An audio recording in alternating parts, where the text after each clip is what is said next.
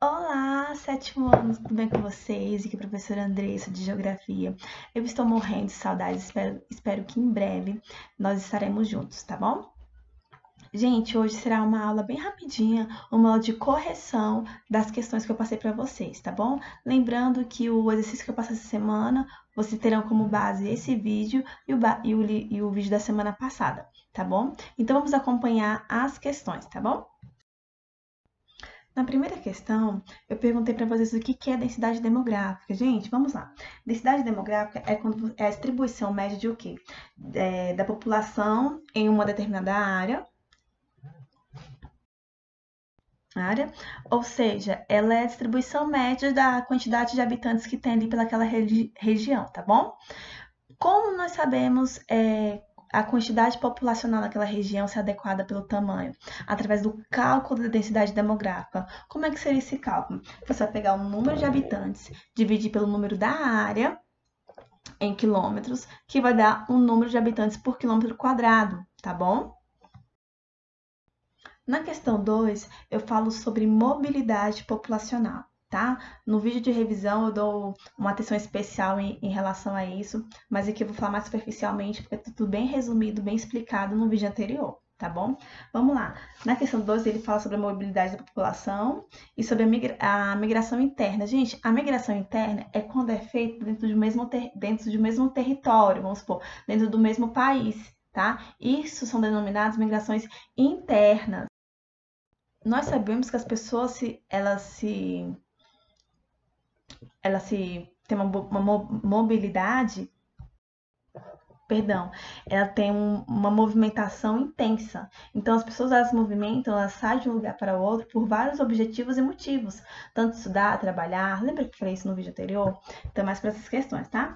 Sobre a questão da migração interna, ocorre dentro de um mesmo território, tá bom? Vamos supor no caso do nosso país. Dentro do nosso país, a pessoa sai do Nordeste para o Sul, do Sudeste para o Centro-Oeste, e assim vai em busca de vários fatores de estudo, de condições melhores, de oportunidade de emprego. Então, tudo isso influencia uma migração interna, tá bom?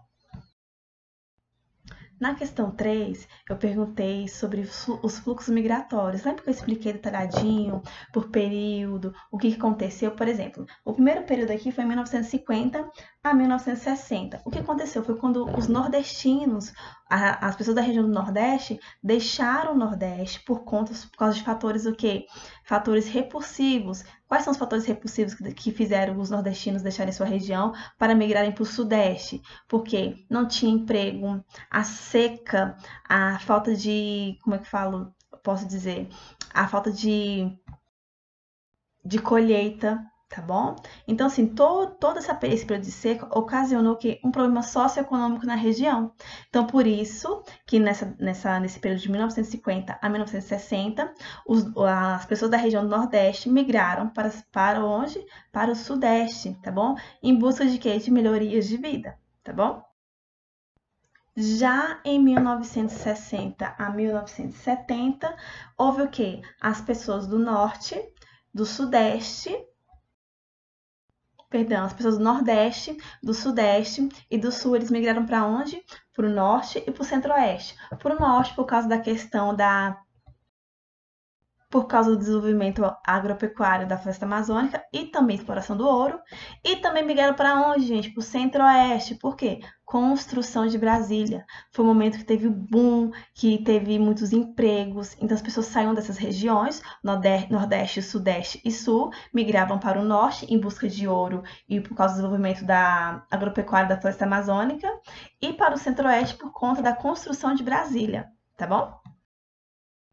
E basicamente em 1970 e 1980 teve a intensificação desses processos, né?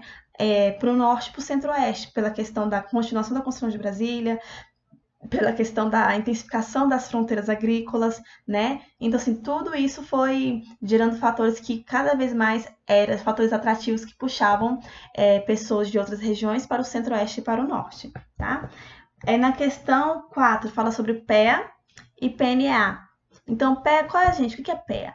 PEA é população economicamente ativa. Quem faz parte da população economicamente ativa? Pessoas entre 14 e 65 anos. Aposentado conta? Não. Estudante conta? Pessoas que cuidam do lar conta? Também não conta, tá bom? Eles fazem parte da PNAA, que é o que? A população não economicamente ativa, tá bom? Não vamos confundir isso. Quando a população não é economicamente ativa, ela não está contribuindo para a economia do país, no caso do Brasil. Na questão 5, fala sobre imigração e imigração. Qual é a diferença, gente? Imigração é quando o quê? Eu chego em um país que não é o meu de origem. E imigração é quando eu saio do meu país de origem. Eu, Andressa, sou imigrante e eu quero morar nos Estados Unidos, como eu dei o exemplo na última aula. Eu quero morar nos Estados Unidos. Eu sou uma imigrante nos Estados Unidos e uma emigrante do Brasil, tá bom? Essa próxima questão 6, quando fala de emigração e a imigração no Brasil, é muito complexa, mas basicamente é o seguinte: existem fatores atrativos e fatores repulsivos. O que é um fator repulsivo para nós brasileiros, que a gente busca em outros países, é fatores atrativos de países inferiores que se sentem atraídos para vir para o Brasil buscar melhorias de vida, condições de vida. Só que nós, os seres humanos, sempre estamos em constante evolução e queremos sempre o melhor. Então, às vezes, algo mais resolvido para mim não é algo mais resolvido para outra pessoa, tá bom? Ao mesmo tempo que tem muitas pessoas saindo do Brasil para procurar condições melhores de vida, empregos, valorização da mão de obra, existem pessoas querendo vir para o Brasil, imigrantes querendo vir para o Brasil, por outros diversos fatores, tanto como esses, de questão de oportunidade, como também fatores religiosos, políticos, são os refugiados também que estão fugindo por questões políticas do seu país, né? E muitas vezes perdem a sua nacionalidade, eles ficam sem nacionalidade nenhuma, tá bom? Eles ficam, tanto que ficam literalmente em campos de refugiados. Na questão 7, fala muito sobre a questão da isenção da mulher no mercado de trabalho, tá? Então, basicamente, as mulheres no mercado de trabalho, elas tiveram elas... Então, assim, no último vídeo, basicamente, eu falei, lembra quando eu falei que a cada 100 pessoas que entravam no mercado de trabalho, 44 eram mulheres? Isso é uma grande conquista, tá bom? Por quê? Quais são os fatores que aconteceu isso? Primeiro fator, o aumento da escolaridade, visto que nos últimos tempos as mulheres andam ampliando e aperfeiçoando seus estudos, tá? E também tem a questão das mulheres chefiar 40% das famílias, tá bom? Então, 40% das famílias do Brasil são chefiadas por mulheres. Então, elas têm que ter um sustento e, por isso, uma maneira de ter um bom salário é ampliando os seus estudos. Nós falamos também, por último, no capítulo sobre desigualdade, tanto de paisagem, com desigualdade social e principalmente sobre o trabalho infantil. Gente, o trabalho infantil é um dos problemas que acarretam vários países, né? Não só o Brasil.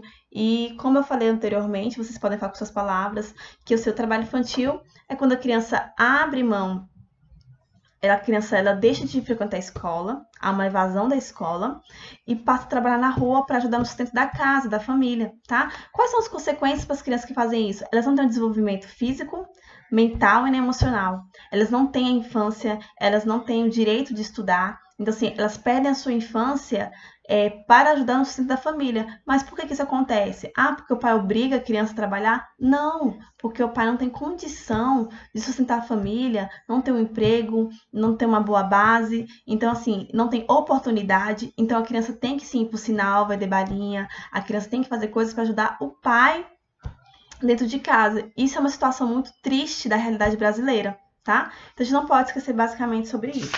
Gente, as questões basicamente que eu falei foi sobre, eu já respondi com vocês. Então aqui recapitulando, eu falei também na aula anterior, na videoaula, mas eu vou só pincelar aqui.